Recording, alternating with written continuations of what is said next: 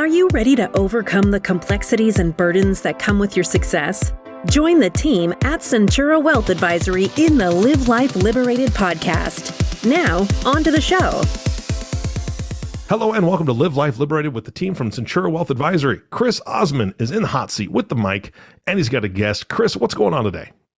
Hey, Eric. Great to be here. So today we're going to talk about private credit. Private credit. All right. And you brought a pro on. So who'd you bring on the show?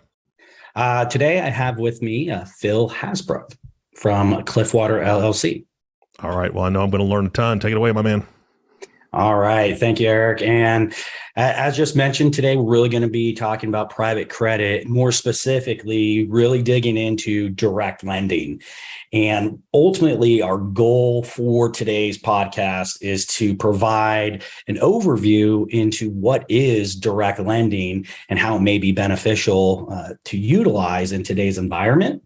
We'll go over a little bit about today's environment as well, and then also discuss what we find extremely important, especially when looking at alternative investments, and that's due diligence, because due diligence is imperative when it comes to selecting investments, both for sponsors such as Cliffwater, which we'll explore here in a minute, as well as on behalf of Centura.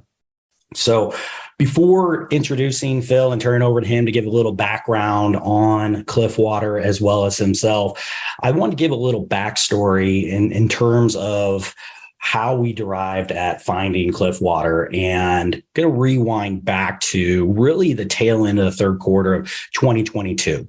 As we start looking forward into the horizon, the investment committee at Centura really challenged the investment department to go out and find a private credit solution to offer to our clients. They gave a very strict criteria. They wanted to find a very diversified and conservative offering, but they also want to participate in the upside. So we were looking for a superior risk-adjusted return profile, especially relative to competitors and peers. Wanted to have an attractive economics or a low entry point from a cost perspective for our clients to access private credit. And then given where we are in the cycle, really wanted to have an evergreen solution that provided some sort of liquidity, whether one could capitalize on immediately being invested in this environment and receiving higher income.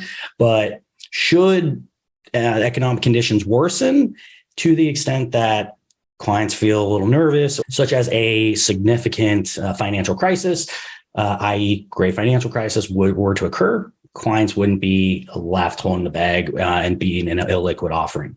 So that sets the stage, and we believe that we found just that offering that checks all those boxes with Cliffwater and their Cliffwater Direct Lending Fund. So with that, I'm honored to have Phil Hasbrouck as my guest today, Senior Managing Director at Cliffwater LLC, and he's also the co-head of Cliffwater's asset management business. Phil, great to have you on. Hey, Chris. Thanks for having me on. Good to speak with you today. Yep. Phil, would you please give your background as well as an introduction to who is Cliffwater? Sure. So Cliffwater was founded in 2004. And when the firm was founded, almost 20 years ago now, the initial concept back in 2004 was we're going to offer very large institutional investors advice on alternative investments, specifically private equity, private debt, real estate, hedge funds, and so on. And at the time, there wasn't a lot of information for investors to do their own due diligence, and we added a lot of value helping large pension plans and sovereign wealth plans invest in alternative investments, really for the first time. As we move forward 15 years, 2019 arrives, and we'll get into the details throughout this presentation on what inspired me, but I had an idea that Cliffwater should become a fund manager and not just an advisor to these very large institutional investors. And I joined the firm to help us build a private debt or private credit fund business. And that has largely shifted our focus as a firm. We still advise on about $100 billion for very large institutional investors, but day to day, our most immense focus right now is on this fund business. And, today our Cliffwater corporate lending fund, which Centura is invested in, has assets exceeding $10 billion, making it one of the largest private debt offerings in the market for evergreen funds. Great. Now, thank you for that introduction, Phil. Really appreciate that. And with that, let's get started. So before really jumping into private credit, I want to give a very brief background or economic overview to really set the stage and describe how private credit could really serve as a hedge against rising interest rates, which going back really to a year from now, March actually marks the 1-year anniversary where the Fed started raising rates. And since then, we've really been in this push-pull environment between inflation and the Fed. We had inflation peak in mid-June last year, over 9%, over 40-year highs going back to the early 80s. And really, if you look at the Fed, their goal is to really provide price stability. And they're looking to choke inflation back down towards their target. That's a 2% target. Now, in order to do that, they're going to use two mechanisms to really make financial conditions restrictive. They want to choke demand to bring prices down. So they're going to increase rates, which we saw them go from essentially 0 to just under 5% today, set to meet here next week, where they're also the week after next, mid-March, to where they're expected to raise rates again, and also communicate that they'll likely keep rates elevated for a long period of time.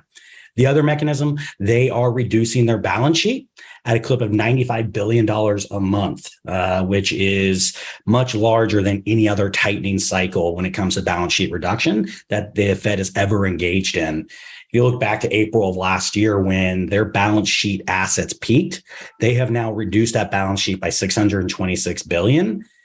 It seems like a lot, and it is. However, they're still $4.2 trillion above where they were pre-COVID, as that is a cause of a lot of the inflation, the government pumping trillions of dollars into the economy and exacerbating that issue. So now trying to tighten it by pulling it back out. We have seen the economy slow. 2 quarters last year were negative.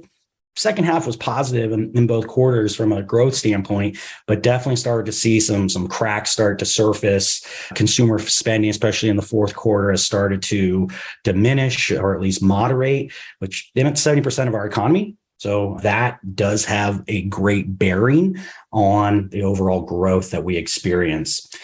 What once was a silver lining as we started to experience economic contraction is now seen as perhaps a sore spot, and that's the labor market. Now at 54-year lows at 3.4% unemployment. And there's 2 job openings for every one unemployed person, approximately. And wage growth has also been, naggingly persistent, as well as that is coming higher than the Fed would like to see.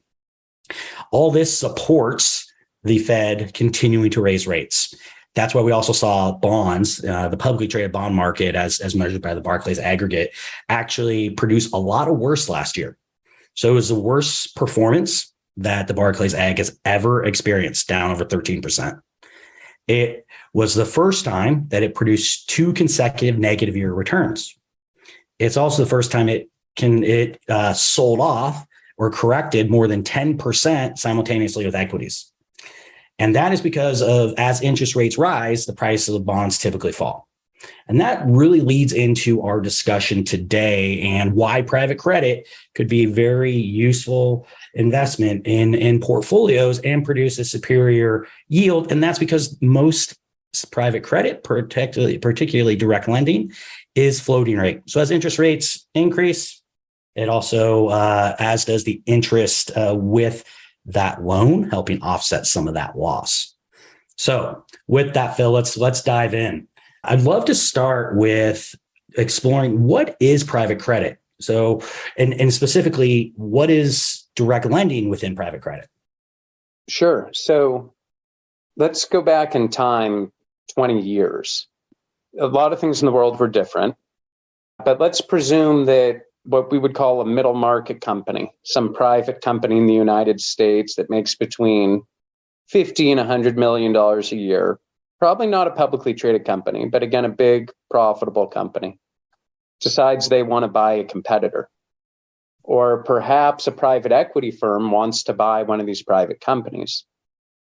Well, these kind of transactions, acquisitions as we call them, would typically be financed with some level of debt. So to make it really simple, and what persists today is if one middle market company is buying another, and it's $1 billion purchase, they might borrow 500 million, and then they might put down 500 million in equity or in cash.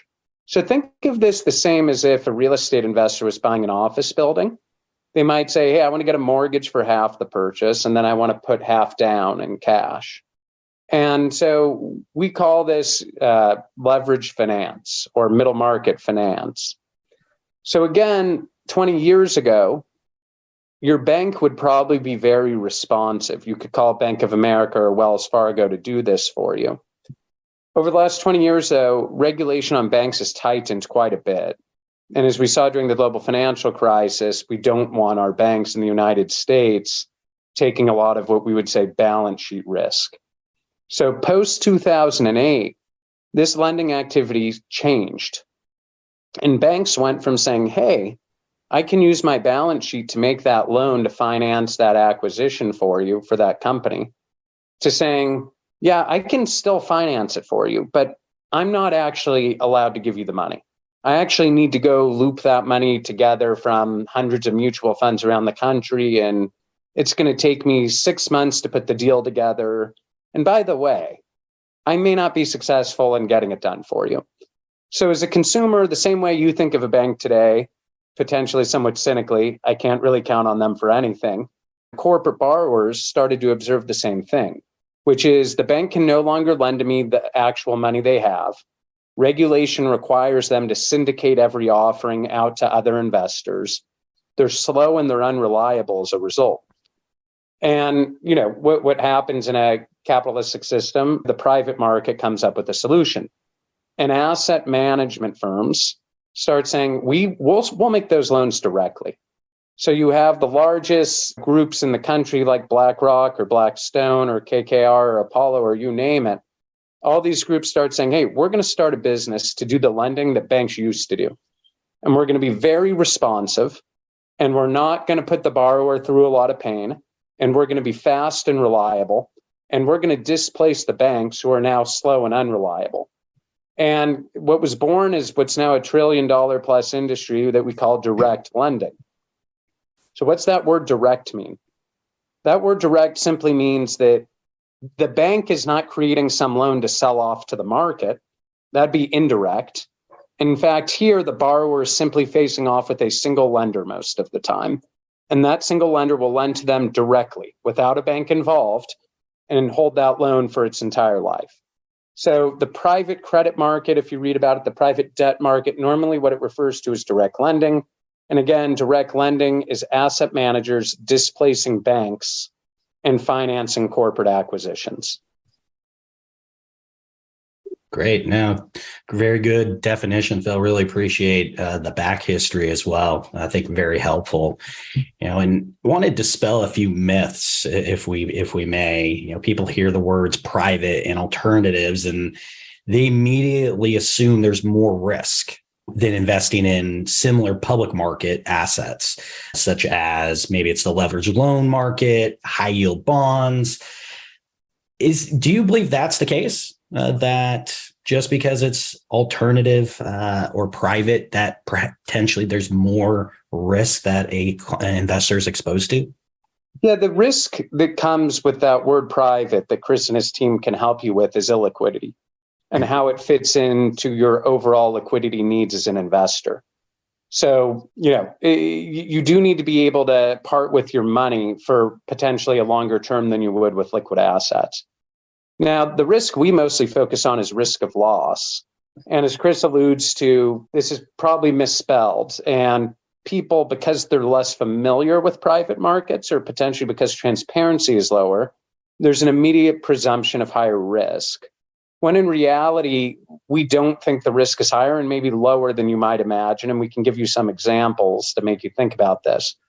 If you look over the last 30 years, investment grade corporate bonds have annual credit losses of nearly 0%. Okay, so on the surface, an investor would say, well, geez, that's awfully safe. Credit losses due to defaults are zero. But the issue you have with investment grade corporate bonds, for instance, last year, was that you have a lot of interest rate risk. So even though you had no credit risk, you had a lot of interest rate risk, and that might have led to double-digit losses. And now you also are dealing with low returns in general. So again, the first thing to establish is there's credit risk and there's interest rate risk. With direct lending, you do not have interest rate risk. These are floating rate loans. So if rates go up, you don't need to worry about duration causing you losses as it would with traditional bonds, because your coupons or your yield is going to adjust higher. So the risk you need to worry about is credit risk, which is effectively principal losses due to companies defaulting. And inevitably over time, defaults will occur. The key is to keep defaults as small as possible. So wrapping your head around, okay, maybe my yield is 10% in this asset today. What should I expect for my credit losses? This is how you underwrite a return. So how risky is private credit or direct lending? We measure, going back to 2004, that annual credit losses for direct lending is right about 1% per annum. So if you're yielding 10 and you own the whole market, assume that you're going to lose 1 point of yield and end up at around 9. If you pick good managers, if you're willing to be a little bit more conservative and not reach for extra yield, we've seen you can keep credit losses closer to 25 or 30 basis points, or 1/3 of 1% approximately. So it is possible to be more or less aggressive doing direct lending. So how do I put these credit losses into context and how risky this is? Is it riskier than investment grade bond investing? Well, your risk of credit losses is higher, yes, but you're also getting twice as much yield and you have no interest rate risk. So it kind of turns on its head. What is risk? What do I care about? If the objective is to beat the rate of inflation, I would argue it's much less risky. If the objective is to take zero credit losses, it's a little more risky, but with no interest rate risk, it becomes less risky again. Because you brought it up, Chris, high yield bonds, for instance, are kind of a vehicle that's similar, kind of a 1980s direct lending technology, I would argue. Annual credit losses on high yield bonds are about 1.5% versus direct loans at 1%. And that data goes back to 2004 again, it's long lived. So the losses are a little higher on high yield bonds, but here's a catch. Again, high yield bonds have interest rate risk, and they're also very volatile. So I think this, in a weird way, is not as risky of an asset class as most might imagine, because there's a lot of price stability. There's not a lot of volatility. Some credit losses are going to occur, but you're okay with that because you're diversified and you have a lot of yield to offset those losses. And so over time, we see really attractive premiums you can earn without interest rate risk. Now, that's all a lot of kind of data-driven stuff I shared, and hopefully I didn't go too far. I know I don't have anything in front of anyone to follow, but I'll share one more idea with you. The way a high-yield bond or a traditional leveraged loan or a bank loan now gets built and executed is a borrower calls a bank.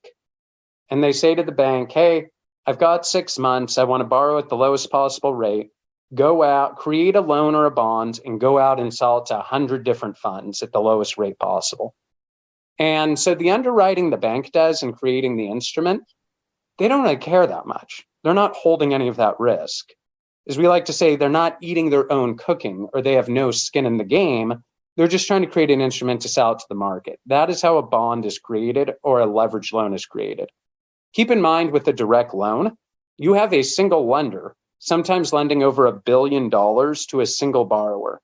And the same way, if you were making a loan and selling it off to everybody else, you wouldn't put the same care into it as if you were creating a massive loan and you had to hold all that risk and you could never trade it and you had to live with it forever. You might be a lot more detailed and a lot more worried about risk if you had to eat all your own cooking and if you had a lot of skin in the game. So one reason the credit losses we think have been pretty low in direct lending, and one reason the yield has been pretty high, is because the creator of the loan is saying, hey, I'm stuck with this thing. It needs to be worth it for me. And that's a big difference than the liquid or syndicated market. Great. No, that's a great description and explanation, Phil. I want to talk about some of the drivers in private credit, and we found as Centura that a lot of the success, and I would say conversely even failure, really it can be driven back to superior deal sourcing and underwriting skills.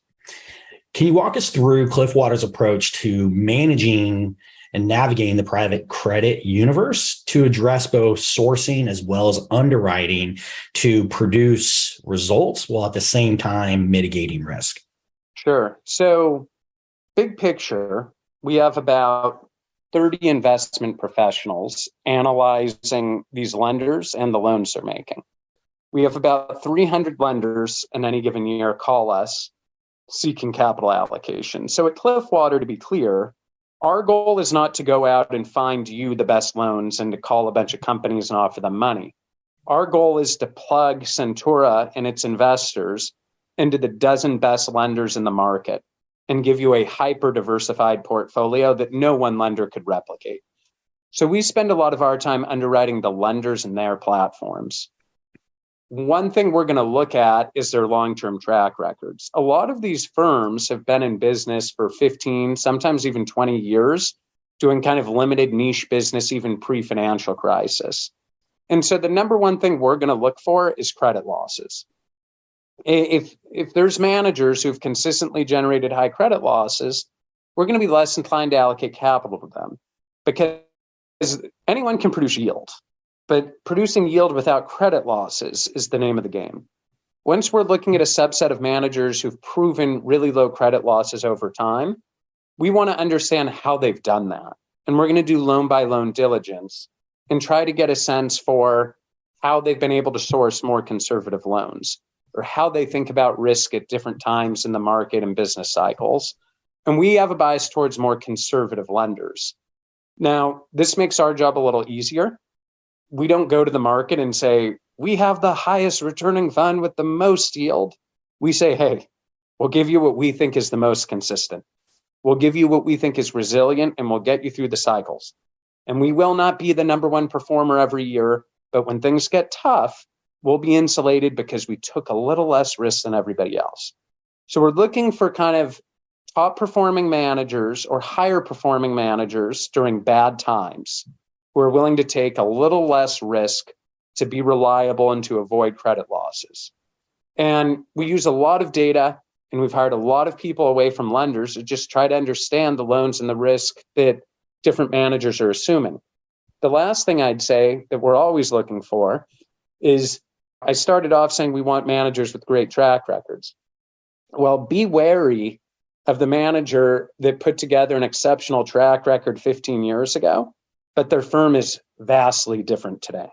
Maybe they're managing 100 times more money today. They're doing a very different kind of lending than they were before. And so they've built a track record doing conservative things and are now taking a lot more risks today. The value of us having a team of talented underwriters, many who came from lenders, is we can catch those things. We can say, they've never lent in this sector before. They've never made loans at such a high loan to value before. And we can try to catch these things and look for what we call style drift, where managers basically separate from how they've produced returns in the past, trying to adjust for a new environment where they're taking a different risk. So, Chris, to sum it up, we're underwriting managers mostly how you are. We're looking back at their history. We're trying to understand their operations procedures, how they compete in the market and everything else. And then we're trying to say, hey, are they still doing it that way today? Or am I buying a different program? And the good news is for our fund, we've identified really about 16 lenders and 12 in a big way who we have a lot of confidence in and who we think are going to continue to provide very safe returns for investors. Yeah, and it's that conservatism, that consistency, and I would say overall alignment that we found when really exploring Cliffwater between Centura that really solidified our choice and checked all the boxes. So really hats off to the approach and the subsequent results. Looking at the evolution of over time and access to alternatives, we've seen a real evolution in terms of the vehicles at which asset managers offer this access.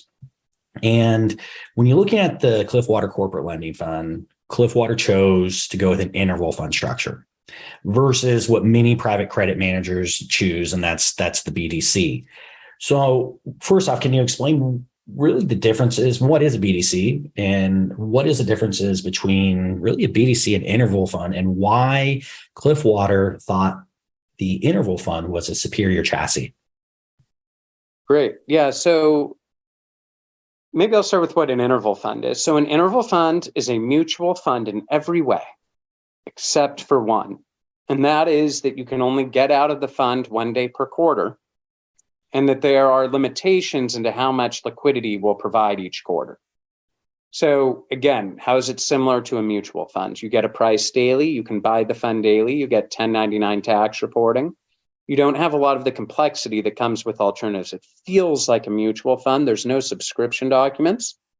And again, the one thing that Centaura can help you manage is if you do have liquidity needs, you just need to plan and understand that the liquidity windows are every 90 days. There are also limits to the liquidity. So if we go back to Q1 of 2020, when everyone was quite concerned about the coronavirus and markets spiraled, we actually had to limit how much investors could take out of the funds. Now, this may be more encouraging when you hear the detail. If you'd asked us for $100 in March of 2020, we would have given you 87 cents of the, or I'm sorry, $87 of $100, or 87% of what you asked for. Then the remaining 13% you could get 90 days later. So it's important just to understand with interval funds, we want investors to have all their liquidity because it's a better experience for everyone. And when times are good, or even when times are a little shaky, like last year, we were still able to get people 100% of their capital. But if there's a global pandemic and no one knows anything about this virus and we're all in the bunker, when you call us that time, if everyone's calling, we don't want to be forced to sell these assets. You might get limited on your liquidity. And again, that doesn't mean you're not going to get anything. In Q1 of 2020, it was 87% of requests. So again, we like these interval funds because while there are some liquidity details, overall, we think they're pretty investor friendly and that it's easy to execute and administratively easy for the advisor and easy for the client. A BDC is a business development company. And this is a type of fund that was actually created by Congress, without going into all the details, because the concept was, hey, lending to middle market businesses is good for America. And we want to create vehicles that are easy for investors to access. This was kind of before the days of the interval fund. That'll do nothing except this middle market lending activity because it's good for the economy. Now, BDCs are a little bit different. If you invest in a public BDC, they're very volatile instruments. They're going to trade like your stocks. So one thing you may come to like about our fund is the volatility is very, very low. If you do a public BDC, it will trade like a public stock. So it'll be as volatile as a stock market, maybe more. But here's the paradox. You can have your liquidity daily. Just understand you're going to be down 70% in Q1 of 2020, whereas in our fund, you'd be down 2%. So public BDCs are one option for investors who need daily liquidity. Private BDCs have become quite popular. Those are similar to interval funds in that they don't have a lot of volatility. The two big differences, I would say, in private BDCs, one is administrative. So you don't get a daily NAV, you get a monthly NAV. You need to fill out paperwork to get in.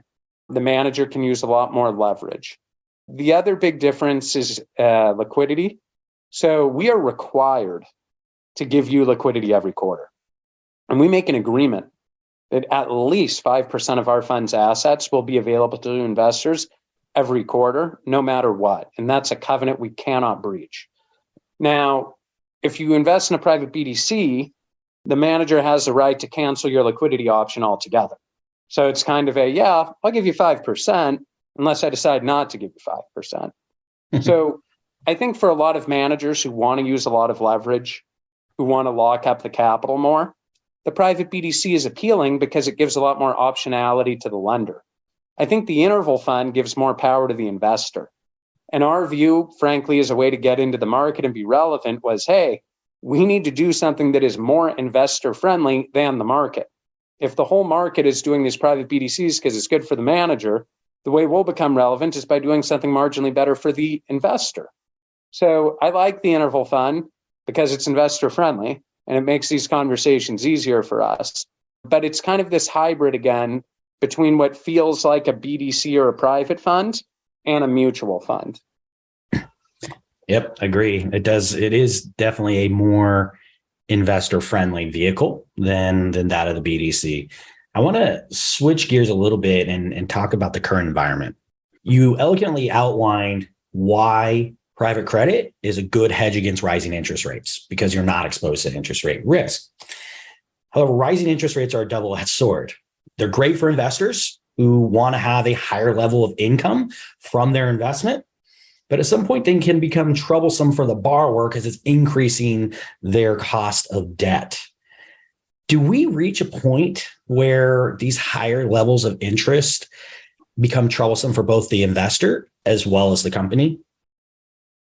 Yeah, thanks for touching on this. This is the smart topic to think about. So again, on the surface, and we do think this holds, and I'll circle back to it as we go through this, private debt's really attractive right now in portfolios because, let's face it, stocks and bonds have become highly correlated to interest rates. So as interest rates rise here, we're seeing stocks and bonds suffer together. We don't know how long that'll last. Everyone always believes the current market theme will last forever, and that's the only thing we know not to be true. If things reverse, funny enough, everyone has the same thesis. Oh, if rates go down again, stocks will go up again and bonds will go up again. So long as we see this high correlation of stocks and bonds, I think direct lending or private debt becomes extra interesting because investors can say, my stocks and bonds may be underperforming while rates rise, but I at least own one asset class. And, there's other strategies Centura's invested in that are going to benefit to some extent from these rising rates. And again, the reason for that is because these are floating rate loans. So I think the best thing to do is a little bit of math together. So if a company took out a loan a year and a half ago and they were paying 7%, okay? Typically the ratio we're looking for, if someone's going to take out a loan, if a company's going to take out a loan where they owe 7% a year, we need to know they're making 3 times that amount in earnings. So their earnings need to be $21 if their interest burden is $7. So today, that's $7 they owe. Well, that's gone up to 12 because interest rates are up about 500 basis points or 5% roughly. And as a result of that, their borrowing costs are a lot higher. So on the surface, this is really a good thing for the lenders because we're getting paid 12 instead of 7 because rates kind of went our way, for lack of a better term. Now, if that company's still making $21, we're golden because, hey, they can still keep, we'll do the math together, but before they were making $14 after they paid the lender, well, now they're still making $9 after they pay the lender. And this is the beauty of credit investing. Who's losing money in this transaction? The equity. This is why stocks and equity and private equity are more dangerous than being a lender because the lender gets paid first. So in the waterfall, right now, the lenders are really having the laugh while the equity is having a tough time having to transfer their earnings over to higher debt loads.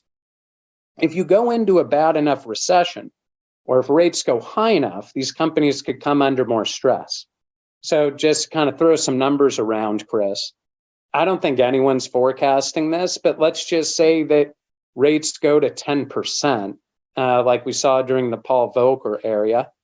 And, let's say company earnings really fall and that company making $21 a year is now making $14 a year. You might have a situation where the company owes $15 in interest payments, but they're only making $14 that year. And that's where you kind of have this crossover point where you say, geez, if I'm the lender, is a really good thing become a bad thing because there's too much of it, and that's yield. And the way this gets worked out is 2 ways. First, this company generally wants to survive. And if you're the equity holder, you're saying, hey, rates aren't going to be this high forever. Eventually, we're going to beat inflation. I don't want to lose my equity. And that's what happens if you don't pay your debt. The lenders take over the company. So borrowers tend to fight tooth and nail to keep these companies alive, and they'll restructure. And you're already seeing some of that in the news. When you see these companies doing all these layoffs and all these other things, that's related to them trying to support their earnings. So companies do take action. During tough times, if their earnings are down, they don't sit idle. They fight to keep these companies, and it's their job to make adjustments to pay the lender. Now, if things get to a strenuous enough point, what we'll often see, Chris, is the equity holders, whether it's private equity or public equity, they'll say, hey, I need a meeting with the lender. And they can sit down together. And we saw this during COVID when a lot of gyms and fitness centers got shut. There was an opportunity for the equity investor to say, look, this COVID thing's not my fault, and I wasn't planning on it, and everything shut down, and I can't make any money. And this business is going to lose a lot of money, but it will be relevant again someday. And I, as the equity holder, I'm prepared to reach into my pocket and to put a fresh $50 million into this business to keep it alive. But I need your help, Mr. Lender. I can't have you charging us 10% right now. I need you to charge us 8%. And maybe I'll give you a little bit of equity to go along with it, or I'll make it up to you later. But I'm going to support this company, and I need you to help too. And a good lender will have that conversation and collaborate. And this is part of the beauty, circling back, Chris, of direct lending. You can sit down with one lender and one equity holder, and everyone's saying, let's get to the other side of a tough time. Let's do it together. When you're in the liquid bond market, you've got like hundreds of holders of this debt, and you're herding cats trying to make a deal. So to come around to it, and I know this has been long-winded, we want rates to go higher, not, for our strategy. We recognize it will put more stress on borrowers. Those things get worked out. But first order, higher rates of income is good for this strategy. And even if your credit losses go up a little bit, your income is moving up so rapidly as rates go up, we think it's going to more than cover any credit losses. So overall, as we think about the world today, I guess in my heart of hearts, I'm hoping rates stabilize or go down and we can go back to an economy where we don't worry about inflation so much. But if rates do keep going up, know that we have confidence that it's a net positive for the strategy, even if there's more strain on the borrower. Wow, fascinating stuff, Phil. Again, really appreciate all the math, and I think we would all agree a little reprieve from inflation, and personally, lower interest rates would be welcome. Though it's good to know that the strategy, regardless, should still fare well. I could talk with you all day about this, Phil. But we are running out of time, and want to thank you for graciously coming on and agreeing to be our guest and introduce the Centura world to private credit and direct lending and Cliffwater. So thank you so much, Phil. It was a pleasure. Thank you, Chris. Great job, Phil and Chris. Phil, I'm just going to echo what he said. Great information. Thank you so much for being on the podcast. Chris, of course, thank you for facilitating and running the show. And our last thank you always goes to you, the listening audience. Thank you so much for tuning in and listening to the Live Life Liberated podcast with the team from Centura Wealth Advisory. If you have not subscribed to the podcast yet, please click the subscribe now button below. This way, when the team comes out with a new podcast, it'll show up directly on your listening device. And we humbly ask that you share this podcast, rate it, and leave a review, as it actually does help others find the show. Again, thank you so much for listening today. For everyone at Centura Wealth Advisory, this is Eric Johnson reminding you to live your best day every day. And we'll see you next time. Thank you for listening to the Live Life Liberated podcast. Click the subscribe button below to be notified when new episodes become available. The information covered and posted represents the views and opinions of the guest and does not necessarily represent the views or opinions of Centura Wealth Advisory. The content has been made available for informational and educational purposes only. The content is not intended to be a substitute for professional investing advice. Always seek the advice of your financial advisor or other qualified financial service provider with any questions you may have regarding your investment planning. Centura Wealth Advisory. Centura is an SEC registered investment advisor with its principal place of business in San Diego, California. Centura and its representatives are in compliance with the current registration and notice filing requirements imposed on SEC registered investment advisors, in which Centura maintains clients. Centura may only transact business in those states in which it is notice filed or qualifies for an exemption or exclusion from notice filing requirements. Past performance is no guarantee of future results. Tax relief varies based on client circumstances, and all clients do not achieve the same results.